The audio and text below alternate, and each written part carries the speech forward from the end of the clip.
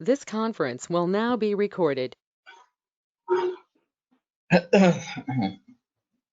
अद्य मंगलवासरः अथवा बहुमवासरः ज्येष्ठ कृष्ण चतुर्थी दिनांक 9 जून 2020 चरक सूत्रस्थान अध्याय 24 शंखं चक्रं जलौघां दशतमृतघटं चारुदोर्भिश्चतुर्भिः सूक्ष्मस्वच्छातिरुद्यां शुकपरिविलसन् मौलिमं भोजनेत्रं कालाम्भोदोज्ज्वलाङ्गं कटुतटविलसच्चारुपीताम्बराढ्यं वन्दे धन्वन्तरिं तं निखिलगदवनः प्रौढधावाग्निलीलम् प्रौढभावाग्निलीलम् ब्रह्मणो हि समारब्धा मात्रेयाद्येषु पूजिताम् अस्मदाचार्यपर्यन्तां वन्दे गुरुपरम्पराम् आयुर्वेदरतं वन्दे माधवाख्यं महागुरुम् आयुर्वेदामृतं सर्वं शिष्येभ्यो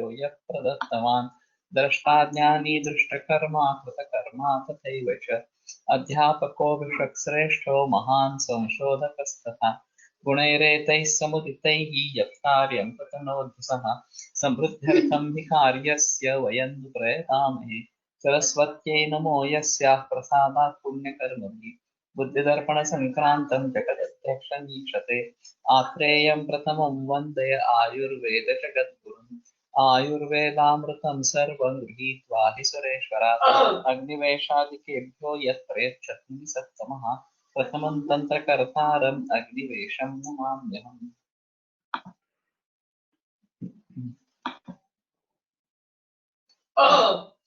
सत्तानल्पद्रुताभाषं चलस्खलितचेष्टितं विद्यात्मात् वातमदाविष्टं वृक्षश्रावारुणाकृतिं सक्रोधपरुषाभाषं सम्प्रहारकलिप्रियं विद्यात्पित्तमदाविष्टं रक्तपीतासिताकृतिं स्वल्पासम्पद्धवचनं तन्द्रालस्य समन्वितं विद्यात्कफमदाविष्टं पाण्डुं प्रध्यानतत्परं सर्वाण्येतानि रूपाणि सन्निपातकृते मदे।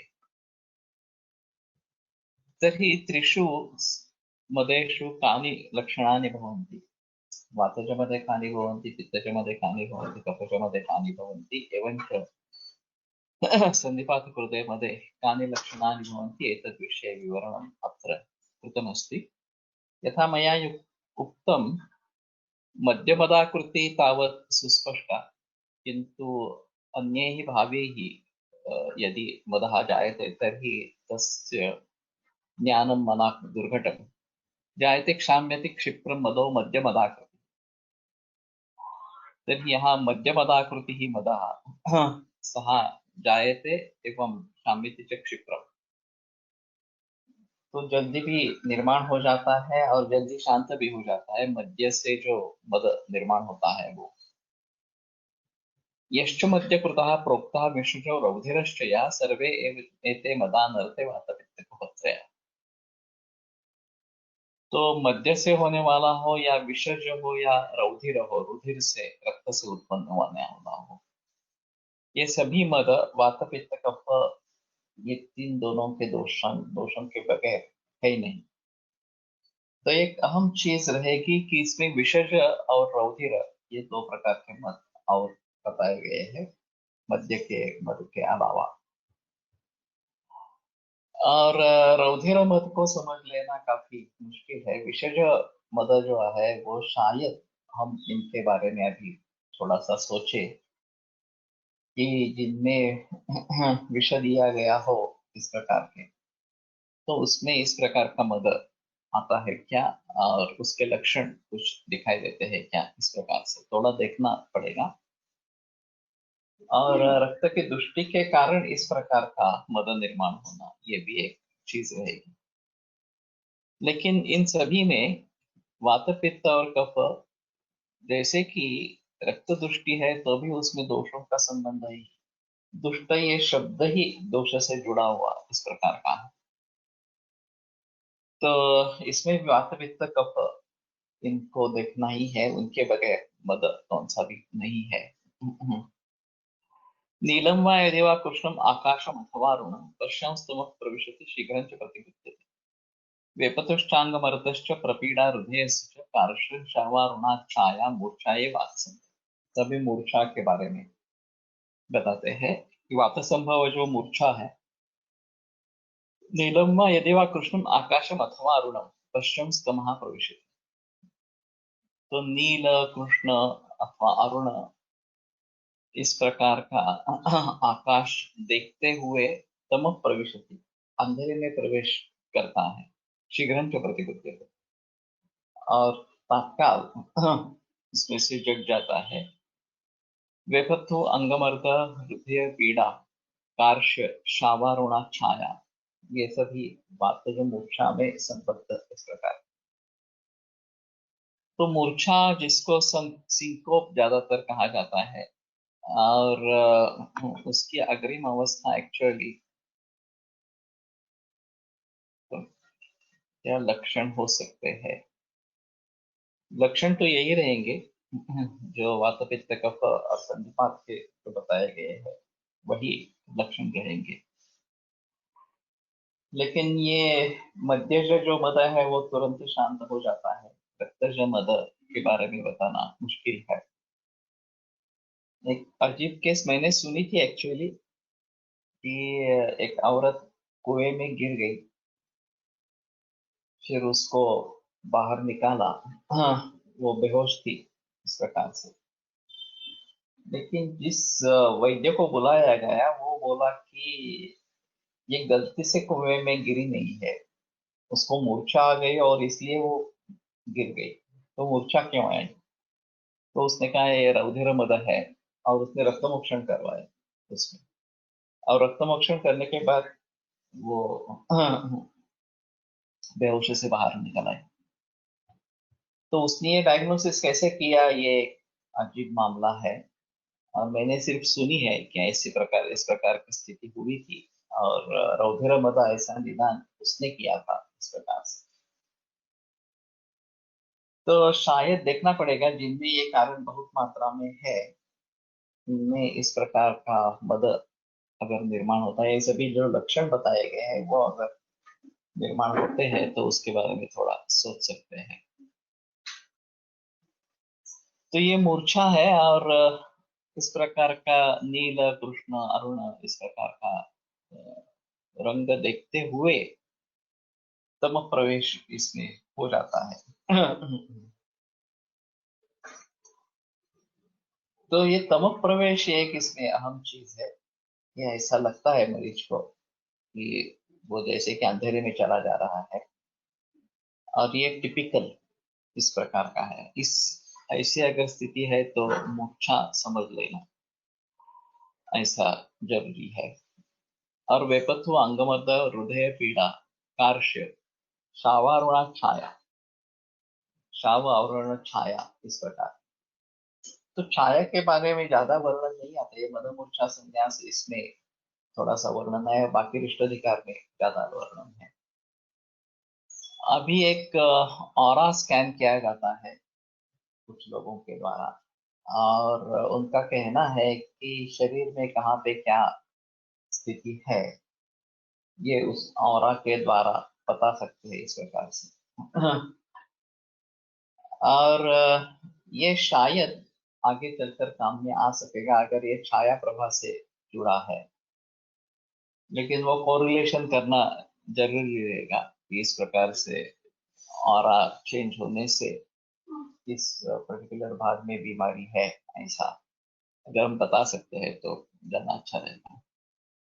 रक्तम हरित वर्णम वा वियत् पीतमथा पश्चां स्तमः प्रविशति सस्वेद प्रतिविद्यते। स पिपासः स संतापः रक्तपीता कुलेक्षणः संभिन्न वर्षाः पीताभो मूर्छा ये पित्त।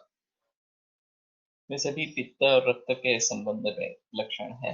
रक्तम हरित वर्णम वा वियत् पीतमथा, वियत् यानी कि आकाश।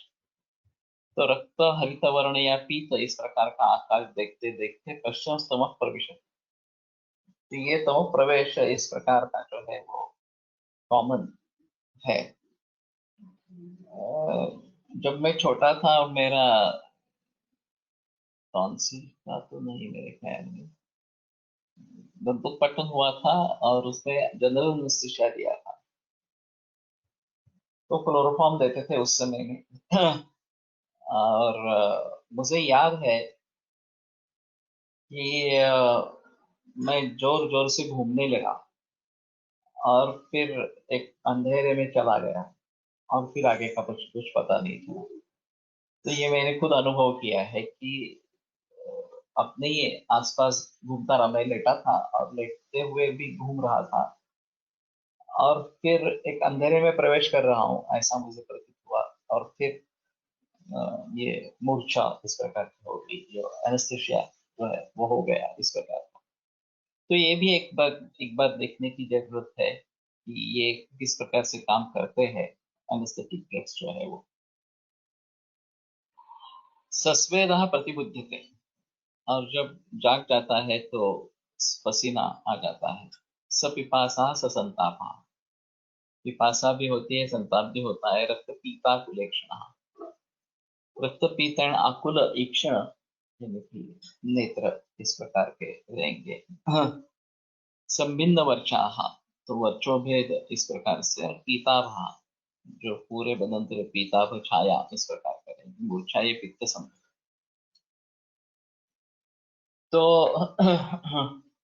अभी जो मरीज लिखते हैं,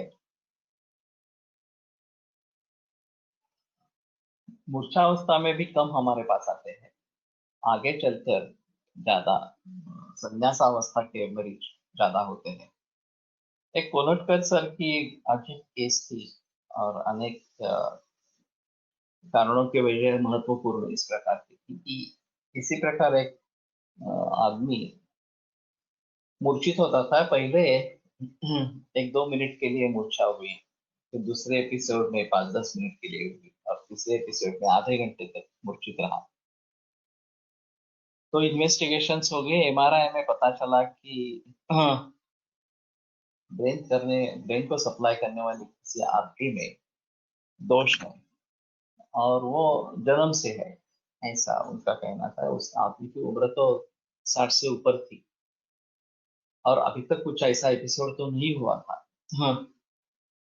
फिर उन्होंने कहा कि माल फॉर्मेशन ऑफ द आर्टरी है तो आप रेडिएशन करवाएं।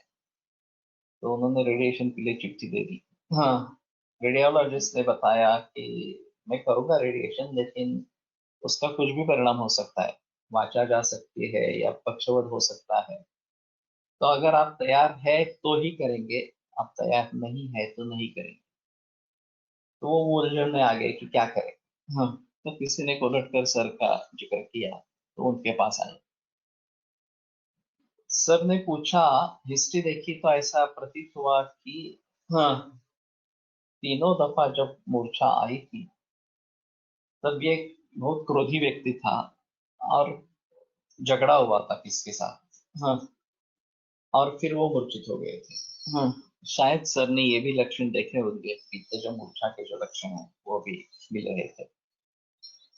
तो सर ने कहा कि आपके मूर्छा का कारण आपका क्रोध है और क्रोध पर काबू पाएंगे तो ये समस्या निकल जाएगी। मैं नहीं मानता कि ये आर्थिक का माल फॉर्मेशन वगैरह ऐसा कुछ है।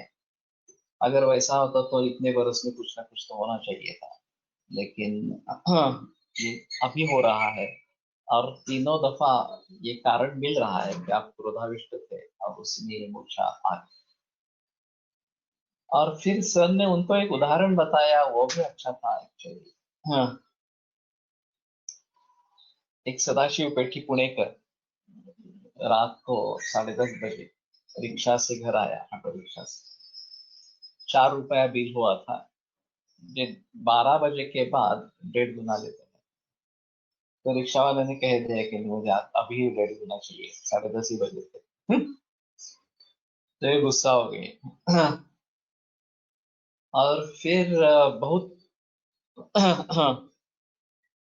बातचीत हुई, लेकिन उनका गुस्सा बढ़ते ही गया, रिक्शा वाला भी हटने के लिए तैयार नहीं था।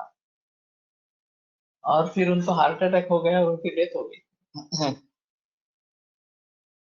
तो क्या हमारी जान 2 रुपए के मूल्य के है कि 4 रुपए के बजाय 6 रुपए देने हैं, तो हम उसको नहीं देना चाहते हैं।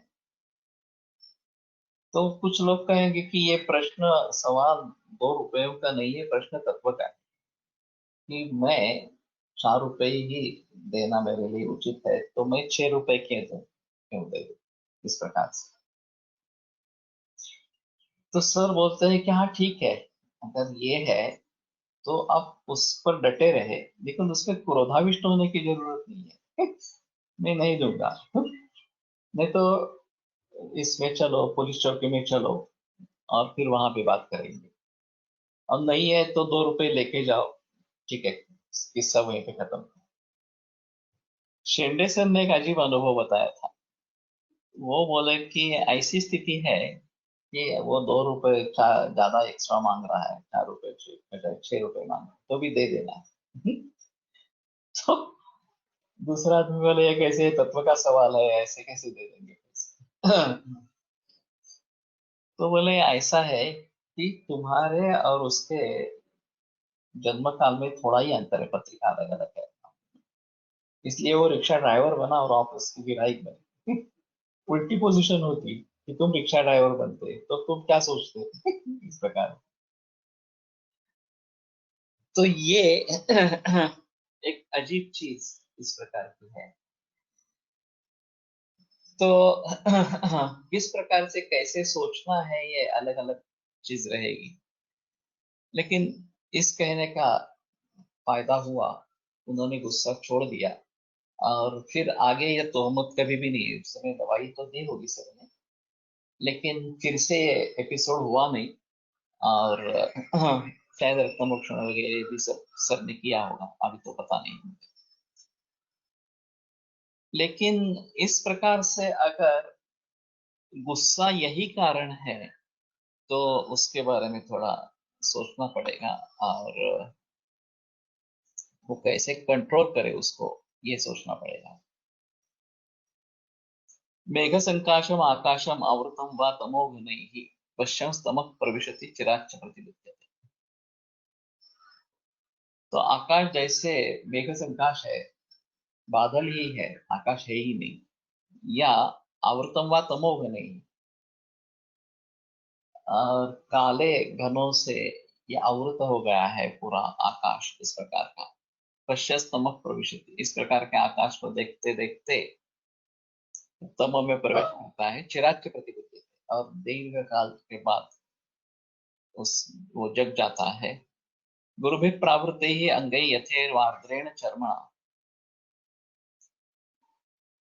जैसे कि आर्द्र चर्म या गुरु, इस प्रकार का प्रावरण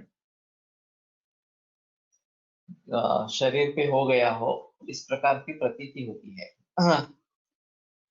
तो आर्द्रेण चर्मणा के लिए एक अलग शब्द है एक्चुअली, आर्द्र चर्मावनद्धत्वमेव स्तिमितत्वम, जो अभी पक्का याद नहीं है, लेकिन ये चक्रपाणि दत्त की टीका में है। और गुरु भी परावृत ही अंगे, जैसे गुरु वस्त्र शरीर पे डाले गए हो। सब प्रसय कहा सर उल्लासा, और प्रसय का और उल्लास, ये लक्षण मूर्छा है कफ संभव, और ये कफ संभव और मूर्छा में लक्षण दिखाई देते हैं। सर्वाकृति संधिपाता अपस्मार इवागतः सजन तुम पातयत्याशु विना बीभत्स तिष्ठिते।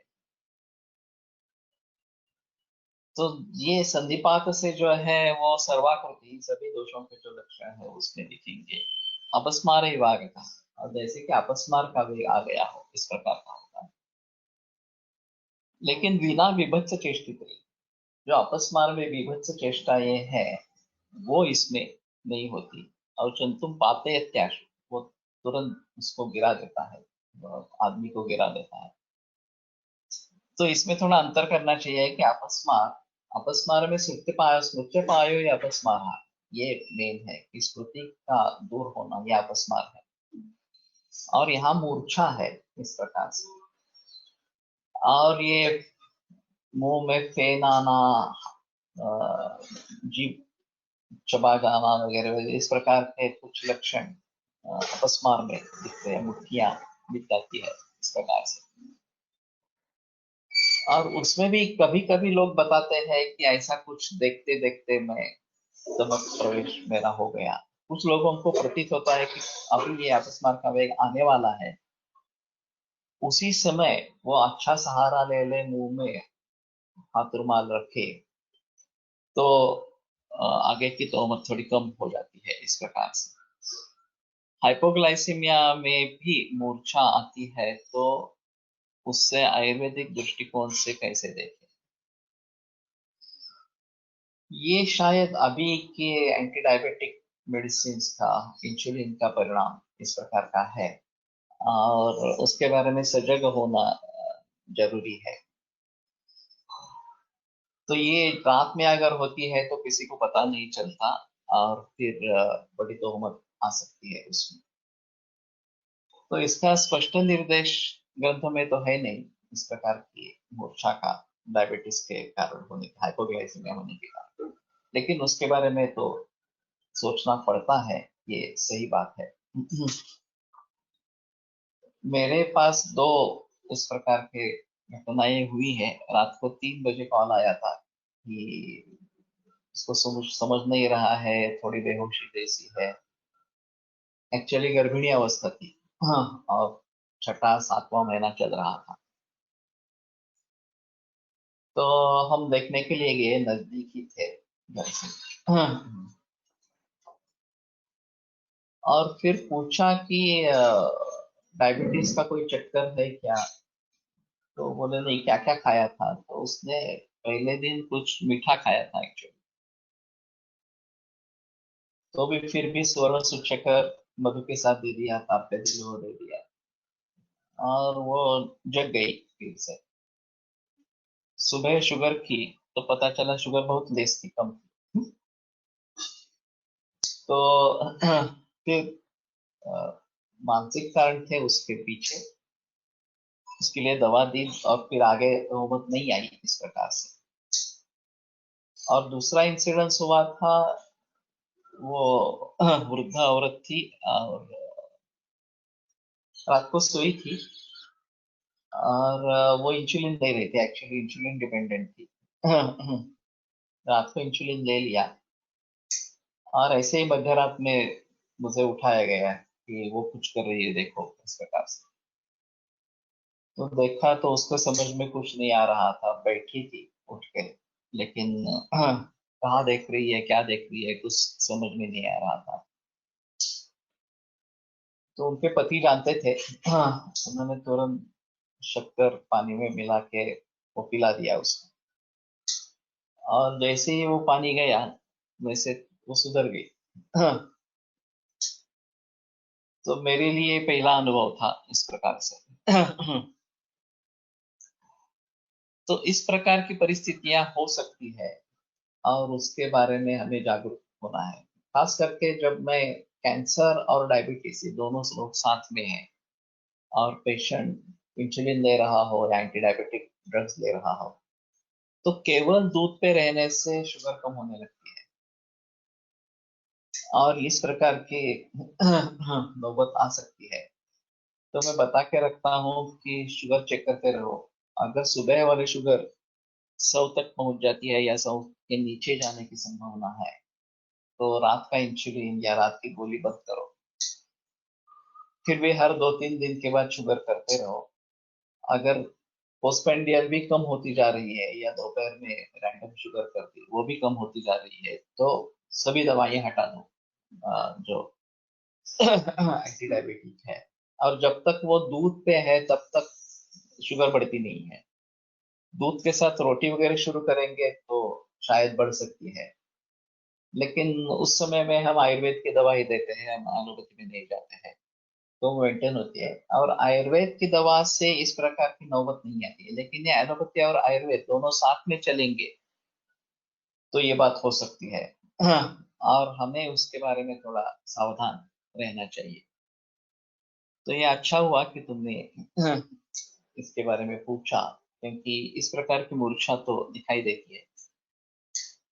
बहुत साल पहले एचवी सरदेसाई ने एक लेख सकार में लिखा था, बड़ा लेख था, और ये सिंकोप इन डायबिटीज इसी के बारे में था।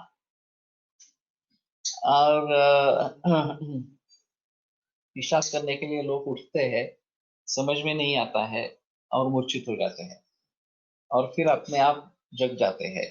थोड़ी देर के बाद वो पड़े रहते हैं वहां पे, और फिर पता नहीं चलता कि ये क्यों हुआ इस प्रकार। एलोपैथी के दृष्टि से एचवी सरदेसाई ने उसका बहुत अच्छा विवरण किया था, नर्वस सिस्टम कैसे अफेक्ट होती है क्या है इस प्रकार से। वो मालूम नहीं वो कहाँ पे अभी लेख होगा नहीं होगा, सकाल में शायद मिल जाएगा, इस सकाल इस प्रकार में। What medicine do you use for sugar control? ये अलग चीज है। मेरी किताब है सालसा बोलते शुगर फैक्ट्री, मराठी है, और थोड़ा जिक्र इसके बारे में डायबिटिक के पुस्तक में, अंग्रेजी पुस्तक में है, जो कैंसर, हार्ट डिसीज और डायबिटीज के बारे में। इसमें दो ही विचार रहते हैं, संतर्पण और अपतर्पण। और ज्यादातर जो मरीज चिंता से ग्रस्त है उनमें काबू पाना काफी मुश्किल होता है। बाकी लोगों में काबू पा सकते हैं, उसमें ज्यादा तकलीफ नहीं है। जो संतर्पणोक्त डायबिटीज है उसको लंघन अपतर्पण करके उसके ऊपर अच्छा काबू पा सकते हैं। तकलीफ जो है वो स्ट्रेस इंड्यूस डायबिटीज, इसमें ज्यादा इस प्रकार की तकलीफ है, और ये काफी दिक्कत वाली बात हो सकती है। हायपोग्लायसेमियाच्या रुग्णात दिसणाऱ्या मूर्छेला मूर्छा म्हणता येईल का, हा प्रश्नच वाटतो, कारण साखर एटसेट्रा दिल्यावर तो सर्वच सावध होतो, म्हणजे साखर एटसेट्रा खाण्या इतकं सावध असतो, तीव्र तिमिर म्हणावे। ये अभी अलग ही निदान हो सकता है, मूर्छा से रिलेशन में है, इसलिए यहाँ पे बताया गया इस प्रकार से। लेकिन ये बात सही है कि ये रक्त में शर्करा कम होने के कारण होता है। आधुनिक तकनीक है एंटी डायबिटिक ड्रग का जो है वो, और इसलिए इसको मूर्छा सदृश कहेंगे, शायद मूर्छा कहे न कहे ये अलग चीज इस प्रकार की रहेगी। और दूसरी चीज ऐसी रहेगी कि जो स्वर्ण सूचक वगैरह ऐसा मैंने इस्तेमाल किया था, वो लाक्षणिक चिकित्सा इस प्रकार की, और उससे भी फायदा होगा हुआ। कुछ लोग कहेंगे कि शहद उसके साथ में दिया था, वो शहद की वजह से फायदा हो गया, ऐसा भी हो सकता है। तो उसके बारे में थोड़ा सोचना पड़ेगा कि ये बात सही है कि चक्कर देने से ये सुधर जाता है, ये तो सही बात है। और फिर उसको समझ लेना जरूरी है। वैसे भी हाँ, वो साउंड कम हो गया। नहीं, साउंड में तो कोई प्रॉब्लम है नहीं एक्चुअली। फिर से ज्वाइन करो। अपतर्पणोक्त प्रमेह मध्ये लाईन ऑफ ट्रीटमेंट कशी असावी, संक्षेपत क्रिया व निदान परिवर्तन, यही सबसे आम है। चिंता छोड़ने के बारे में सीखे।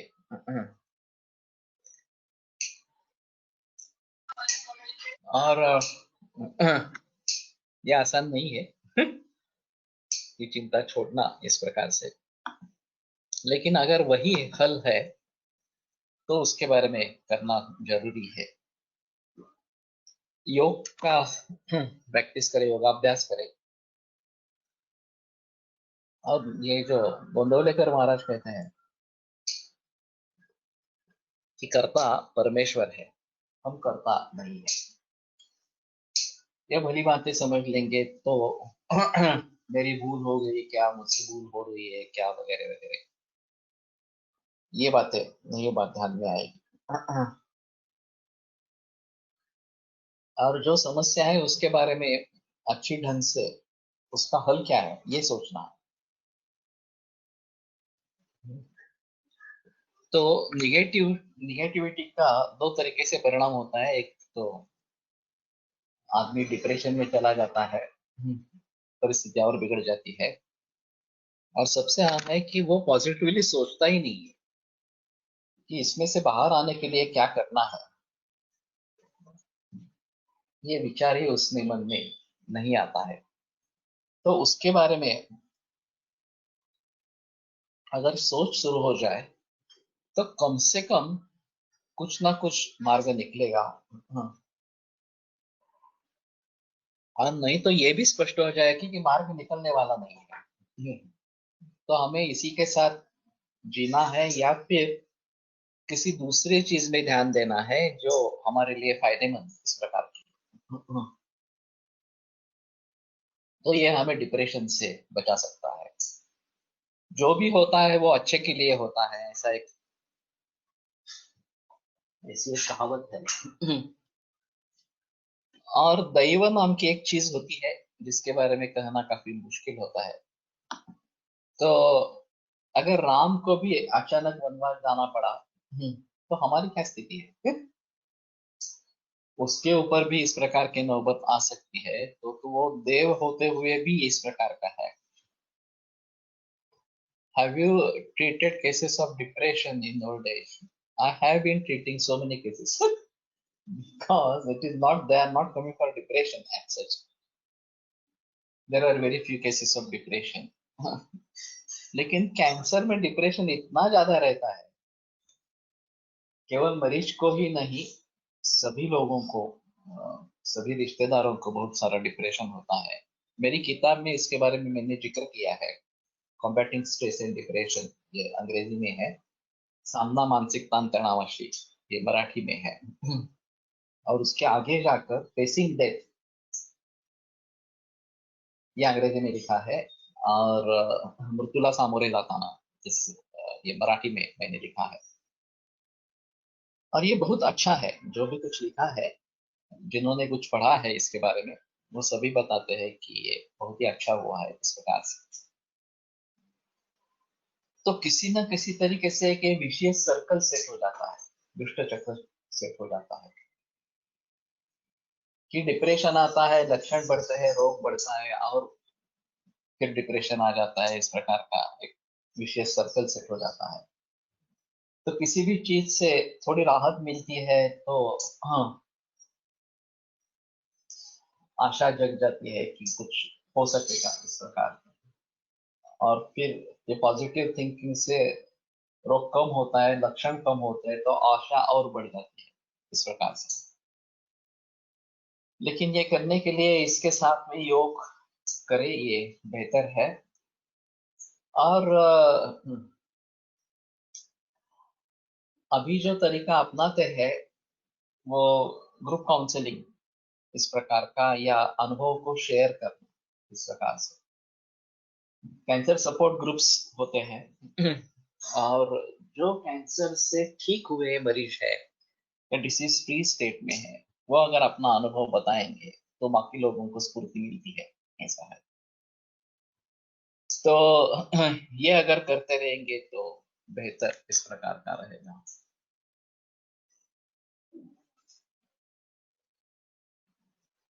शुक्र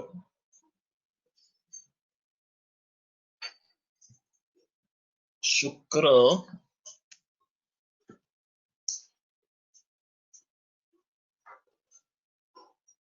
हाँ, शुक्रक्षय मध्ये धैर्य नाश, धैर्य चवन प्रीति, या शुक्र और ओज से ज्यादा संबंध है, प्रीति जो है से रिलेटेड है। और धैर्य ये शुक्र से संबंधित इस प्रकार का है। तो ये दूध और सुवर्ण सिद्ध दूध इसका इस्तेमाल करते रहते हैं। तो इसमें शुक्र और ओज दोनों बढ़ते हैं, और फिर उसका फायदा होता है। लेकिन जहां मानसिक कारण ही मूल है, वहां पे मानसिक स्थिति के लिए भी कुछ करना चाहिए, ये एक जरूरी इस प्रकार की बात है। तो इसके बारे में काउंसलिंग एक अहम चीज है। और वो अगर भली भांति कर पाते हैं तो उसका फायदा जरूर होता है। बहुत सारे मरीज ऐसे रहते हैं कि वो चाहते हैं कि आपसे मिले, और मिलने के बाद उन्हें राहत मिल जाती है। ये कैसा परिणाम हो सकता है? हम बताएंगे कि नहीं, हम कुरियर से दवा भेज देंगे, तो बोलते नहीं नहीं, हम खुद आते हैं और दिखाते हैं। और वैसे परीक्षण में ऐसा कुछ ज्यादा होता नहीं है, लेकिन उनसे बातचीत करना यही उनके लिए ट्रीटमेंट होती है, और ऐसे बहुत मरीज रहते हैं। तो ये एक अहम भूमिका है कि अगर आप उनसे बातचीत करेंगे, शायद रोग के बारे में ही बातचीत करेंगे, बाकी कुछ नहीं करेंगे, लेकिन फिर भी उसका असर अच्छा होता है, और लोग डिप्रेशन से बाहर आते हैं। ये काफी बार देखा गया है। Bhagavad Gita is a very good anti depression granth, उसमें संदेह नहीं है।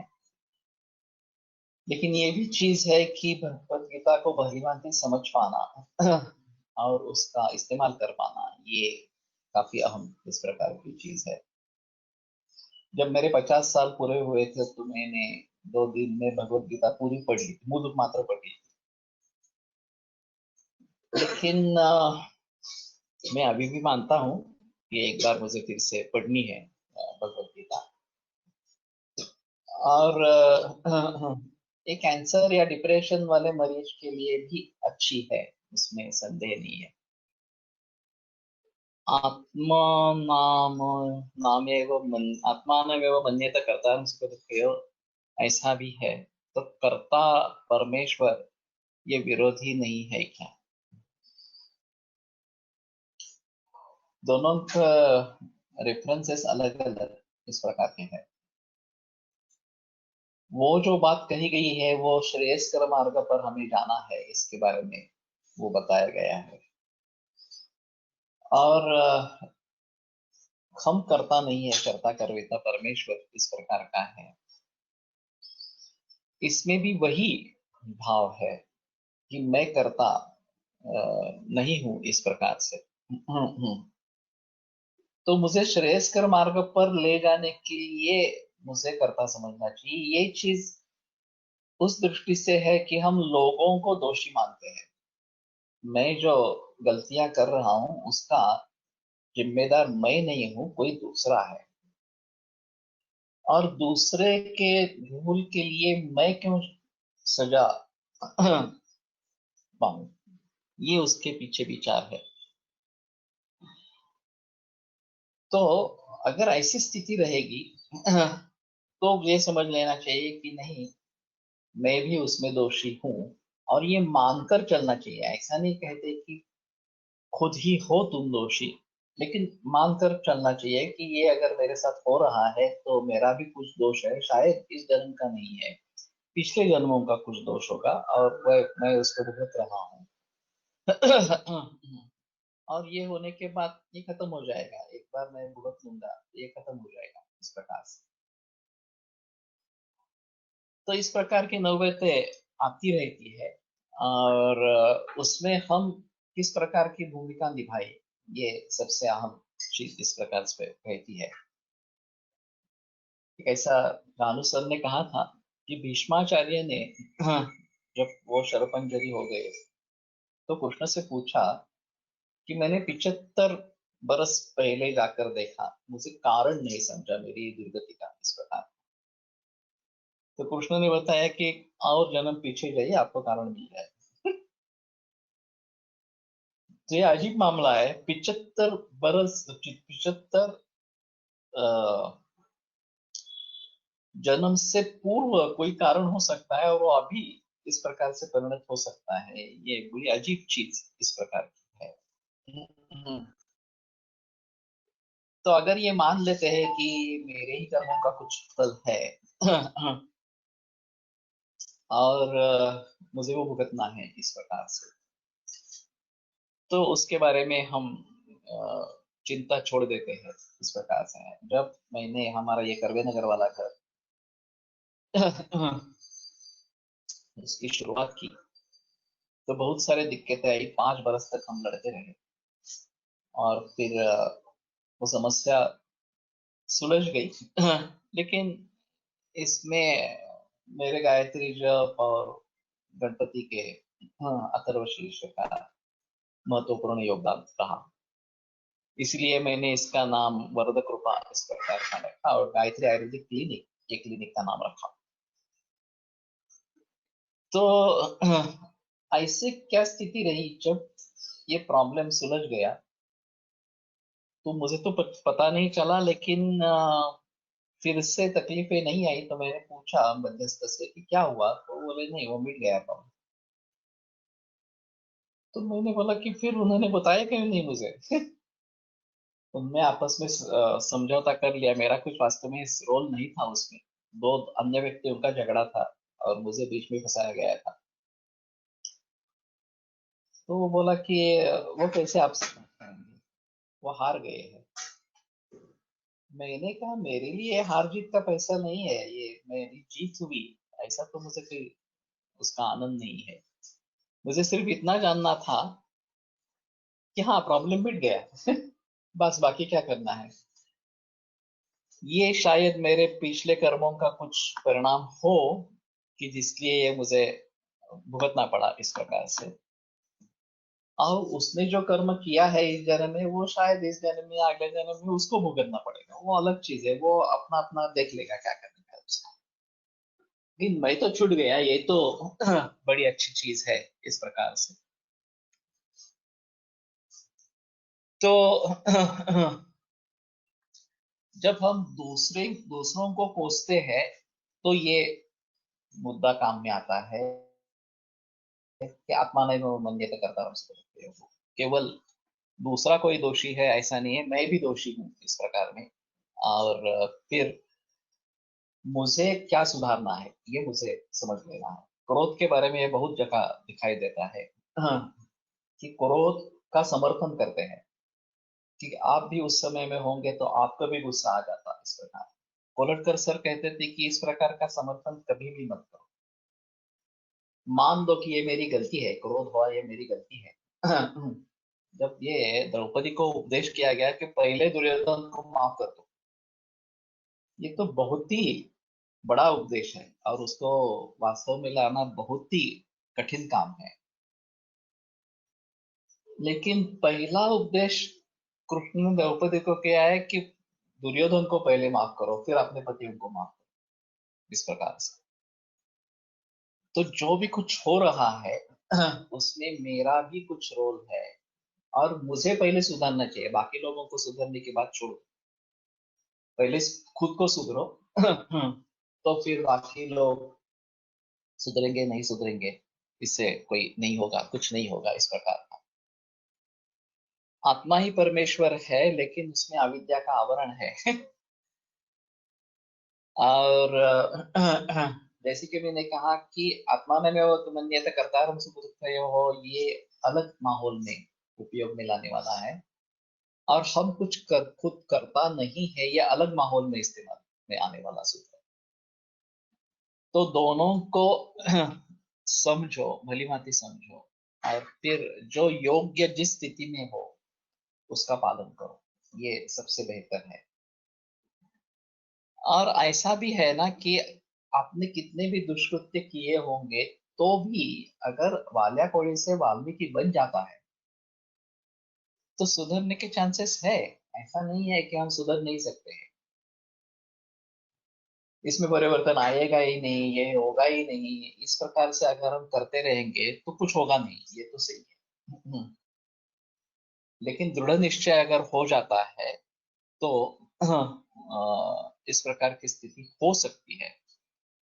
कर्म करने के लिए खुद जिम्मेदार, फल जो देना है उसके लिए परमेश्वर। हाँ, कर्मण्येवाधिकारस्ते मा फलेषु कदाचन मा कर्म फल हेतुर्भुः मा ते संगोऽस्तु अकर्मणि। ये पिता का एक बड़ा अहम तत्व ज्ञान है।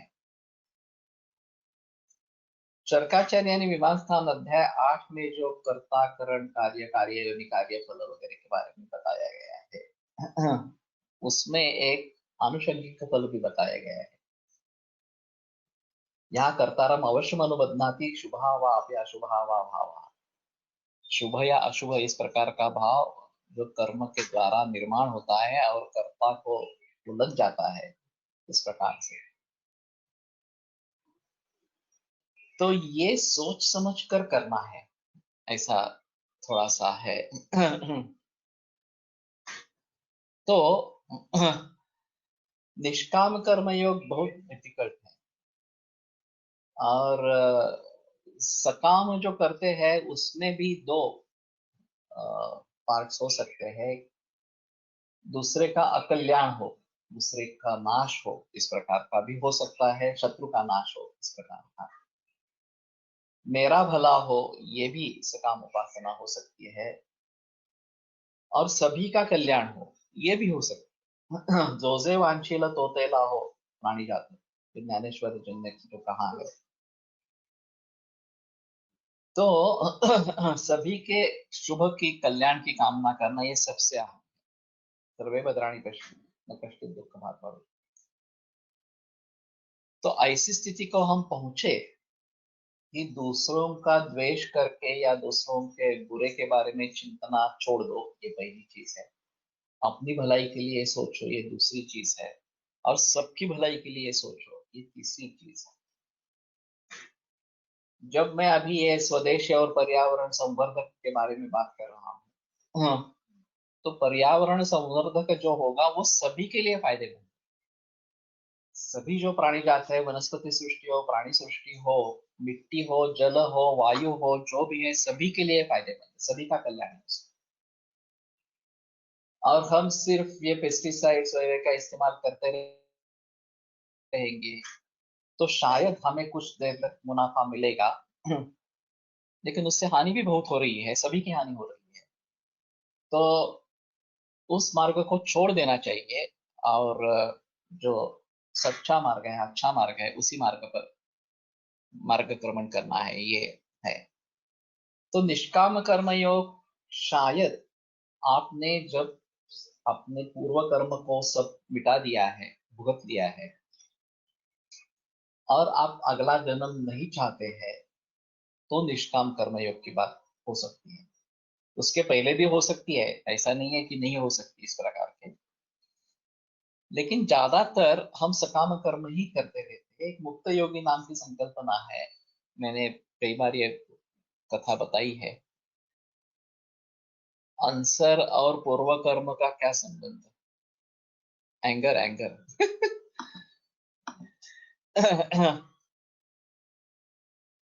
तो इसमें ऐसा है ना कि ये हमारी भूल है, ये समझ लेना चाहिए। गुस्सा करना ये हमारी भूल है।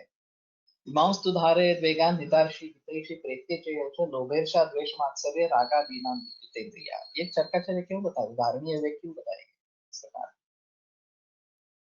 तो हमें भली भांति समझ लेना है कि हमारे हित में नहीं है, और शायद इस प्रकार का गुस्सा होना हमारे पूर्व जन्म से संबंधित हो सकता है, पता नहीं, केवल इस प्रकार से ही हो या नहीं हो। जिन लोगों ने बहुत कुछ भुगता है, उनके मन में इस प्रकार का क्रोध होना ये स्वाभाविक होगा थोड़ा सा, कि बहुत सारे वर्षों से जिन्होंने अन्याय सहन किया है, हाँ, तो उनके मन में गुस्सा जाग जाता है, ये ठीक है। लेकिन मैंने एक मेरी काफी मुलाकातें इसके बारे में हुई है, मराठी में हुई है, हिंदी में हुई है, ऑडियो रिकॉर्डिंग से। तो गुस्से का इस्तेमाल करके हम तरक्की कैसे कर सकते हैं, इसके बारे में सोचना है। गुस्से के बहस में आकर खुद का और दूसरों का नुकसान करना, ये समस्या का हल नहीं है वास्तव में। तो जिस कारण से हमें गुस्सा आया, वो कारण कैसे दूर होगी, इसके बारे में हमें सोचना है। सभी जो राज्य क्रांतियां हुई है वो गुस्से के कारण ही हुई है, लेकिन ये एक पॉजिटिव चेंज उसमें आ गया। कोई जुलूम करने वाला इस प्रकार का राजा हो, प्रजा बहुत संत्रस्त हो, और फिर राज्य क्रांति हो जाती है, और दूसरी जगह दूसरा कोई ले लेता है, अच्छा आदमी ले लेता है। तो उसी तरीके से आयुर्वेद भारत में अल्टरनेटिव क्यों, पर्यायी क्यों, इस बात से मुझे भी गुस्सा आता था। हाँ, हमारा ही शास्त्र है, हमारे ही देश में हम पर्यायी है, ये क्यों इस प्रकार से? तो ये गुस्सा बहुत सारे बीएमएस लोगों को भी नहीं आता है वैद्यों को भी नहीं आता है, जो आयुर्वेदिक प्रैक्टिस करने वाले उनको भी नहीं आता है। लेकिन गुस्सा करने से क्या मतलब है? उसके कारण ढूंढो, क्यों नहीं हो रहा? क्योंकि विद्यार्थियों को शिक्षा नहीं मिल रही। जिस ढंग की शिक्षा चाहिए, मूल ग्रंथों का अध्ययन होना चाहिए, प्रैक्टिकल होना चाहिए, वो नहीं मिल रहा, इसलिए नौबत आ गई है। तो उसको कैसे सुधरेंगे? तो गुस्सा अपने आप कम हो जाएगा ना। इसलिए तो गुरुकुल का आरंभ शुरू किया, इसलिए तो ये ऑनलाइन लेक्चर शुरू कर दिए, मूल ग्रंथों का वाचन शुरू कर दिया, विद्यार्थियों को प्रैक्टिस को जाने के लिए कहा, प्रैक्टिस में लगने के लिए कहा। तो ये उस समस्या का हल है। अगर मेरा मकसद हमारा आयुर्वेद पूरे विश्व भर में प्रथम पसंदी का वैद्य हो, इस प्रकार का है, तो ये सकाम कर रहा हूं मैं, ऐसा निष्काम तो नहीं कर रहा हूँ। अभी जो कर रहा है ये इस उद्देश्य से मैं कर रहा हूँ ये काम इस प्रकार से। लेकिन इस उद्देश्य में सभी की भलाई है, हमारी भी भलाई है, समाज की भी भलाई है। तो ये सर्वे बधाणी पश्यन्तु इस प्रकार का है, तो ये अच्छा है, उसमें कोई प्रॉब्लम नहीं है। एक स्थिति ऐसी आएगी कि हाँ ठीक है, मैंने जो करना था, मुझे जो करना था वो मैंने कर लिया है। अभी कुछ आशाएं आकांक्षाएं नहीं रही है मेरी, और सिर्फ रही है वो मोक्ष की आकांक्षा रही है। तो उसके बारे में करना है, तो मुझे निष्काम कर्म करना है इस प्रकार से कि आगे फिर से अगला जन्म मिले, इसलिए मुझे कुछ कर्म नहीं करना। वो मुक्त युग की मैं बात कर रहा था, और वो केवल उनका आयु है, इसलिए आयु शेष है, इसलिए वो जिंदा रहते हैं। लेकिन कपड़े की शुद्ध नहीं रहती, खाने पीने के बारे में कुछ सोच नहीं रहती, जो कुछ देते हैं खा लेते हैं, इस प्रकार का वो रहता था। तो एक व्यक्ति ने उसको मिर्च का ठेचा बना के खिलाया। वो 12 बजे जो भी कुछ खाने के लिए देता वो खा जाता, तो उसने वो खा लिया। दूसरे दिन ये आदमी देखने के लिए गया कि क्या है, तो वो ऐसे ही पड़ा था, गुदद्वार में सूजन आई थी, वहां से खून बह रहा था, एक कुत्ता आकर वो खून चाट रहा था। वो देखने के बाद जिसने ये मिर्च दे दी थी, वो शर्मिंदा हो गया कि मैंने क्यों किया, इस आदमी ने मेरा कुछ बिगाड़ा नहीं था, मैंने क्यों उसको तकलीफ दी। तो उसमें जाकर उसकी क्षमा मांगी। तो उसने पूछा कि क्या हुआ, तो बोले कि ऐसा ऐसा मैंने मिर्ची दे दिया था, आपने वो खा ली, और या इस तो फिर ये ऐसा खून निकल रहा है, वो कुत्ता चाट रहा है। उसने जवाब दिया, चमड़ी जाने और कुत्ता जाने। मैं देह नहीं हूँ, मैं आत्मा हूँ, और मुझे कुछ नहीं है तकलीफ। अगर शरीर को है, उस कुत्ते को उसका आनंद है, ठीक है, मेरे लिए क्या है। तो ये सच्ची मुक्त योगी है इस प्रकार से। और उस अवस्था को पाना बहुत ही मुश्किल है। हम इतने जुड़ जाते हैं हमारे शरीर से कि यहाँ दुख रहा है, यहाँ दाह हो रहा है, मेरा मन संतप्त हो गया है, वगैरह वगैरह, इस प्रकार से कि हम भूल जाते हैं कि हम अलग है इससे। और जब तक इसका ज्ञान नहीं होता कि हम इससे अलग है, तब तक सुधरने का कोई चांस नहीं है इस प्रकार से। इसको समझ लेना ये बहुत आवश्यक इस प्रकार की चीज रहेगी। प्राकृते क्रिया क्रियमाणानि गुणैः कर्माणि सर्वशः अहंकार विमुक्तात्मा विमुक्तात्मा कर्ता अहम इति मन्यते। सो इसका कैसे अर्थ समझे? ये गीता का श्लोक है एक्चुअली। तो अहंकार विमुक्त आत्मा, हाँ, विमुक्त है या ये कुछ गड़बड़ है इसमें। करता हम इति मन्यते, अहंकार से जुड़ा आत्मा उसको हम करता है, इस प्रकार का समझ लेता है। सो प्रकृति क्रियमाणानि गुणैः कर्माणि सर्वशः, गुणों के द्वारा जो कर्म प्राकृत स्थिति में की जाती है, तो अहंकार से युक्त आत्मा उसको समझ लेता है कि मैं कर रहा हूं इस प्रकार। तो सबसे पहले तत्व जो बताया गया है वो अहंकार है, बुद्धि तत्व है। बुद्धि के तुरंत बाद अहंकार है।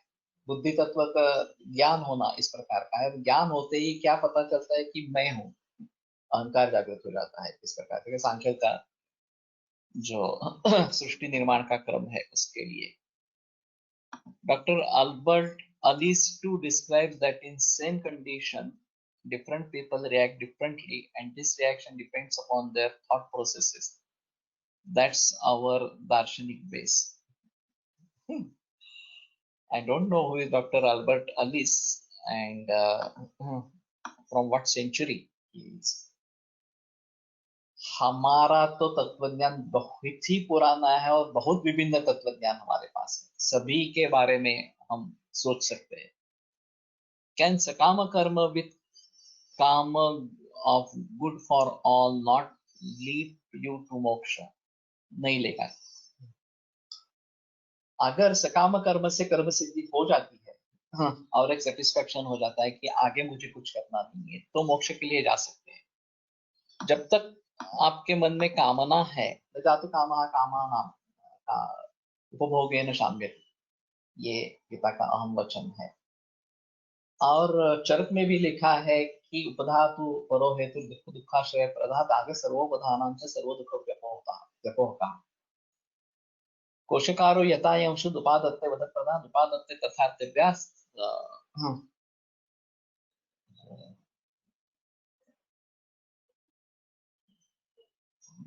आखिरी चरण में भूल गया। तो उसकी कामना पूर्ति होती ही नहीं है, ये सबसे अहम है। अगर इस प्रकार का सेटिस्फैक्शन हो जाता है कि आगे मुझे कुछ करना नहीं है, तो सकाम भी अच्छा है।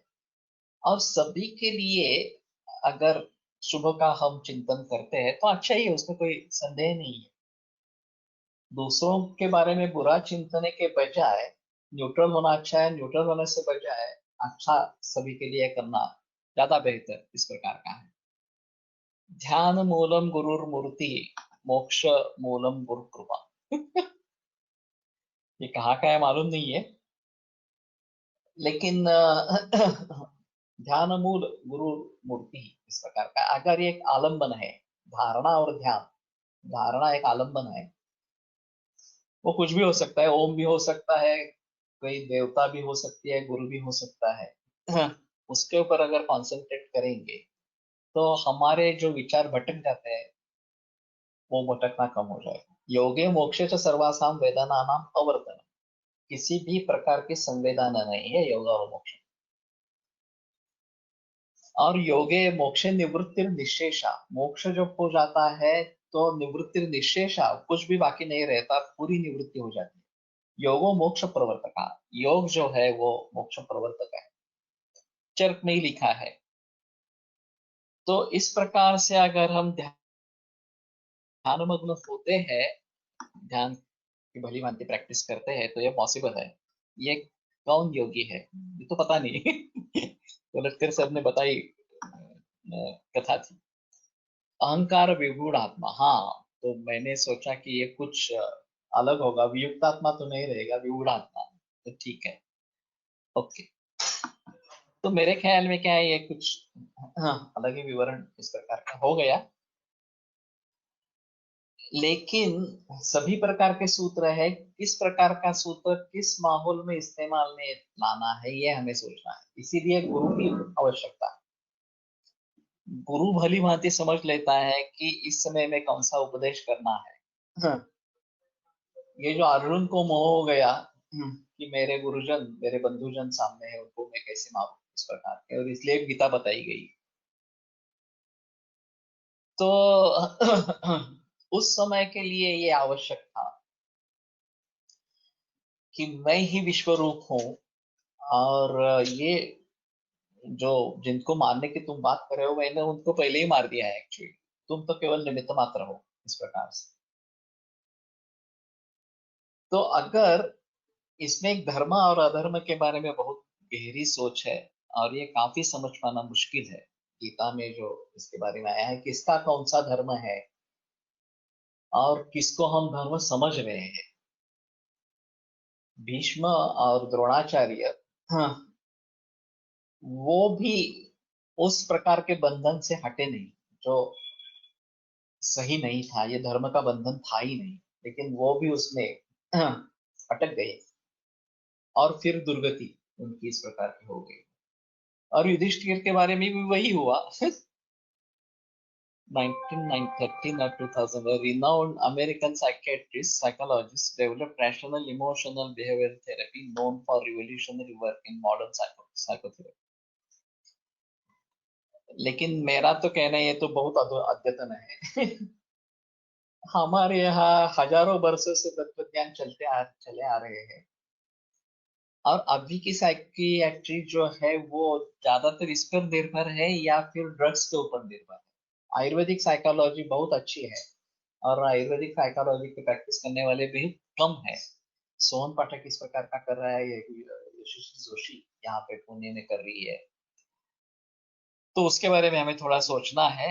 और हमारा ज्ञान बहुत अच्छा और प्राचीन इस प्रकार का है, तो ये करने की जरूरत नहीं रहेगी। ये शायद उन्होंने टेक्निक डेवलप किया होगा, ये अजीब चीज है, अलग चीज है, लेकिन वैसा टेक्निक हम भी डेवलप कर सकते हैं, उसमें कोई संदेह नहीं है। किस व्यक्ति को किस प्रकार से यो यथा परितुष्यति तं तथैव अनुवर्तते, आउट ऑफ प्रैक्टिस वर्ण वासंत मालती कोविड इम्यूनिटी के लिए कैसे बरते, बरते क्या है, कर सकते हैं उसका इस्तेमाल। सुवर्ण वाली चीज इसमें इस्तेमाल में आती है, तो सुवर्ण वाले वसंत तो दे सकते हैं, उसमें कोई प्रॉब्लम नहीं है।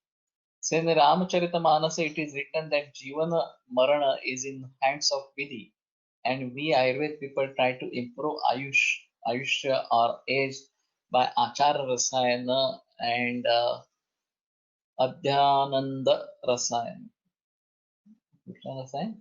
Therapy, how to justify? इसमें ऐसा है कि एकोत्तर मृत्यु शतम ब्रुवते वेदवादिना तत्र कहा कालजः।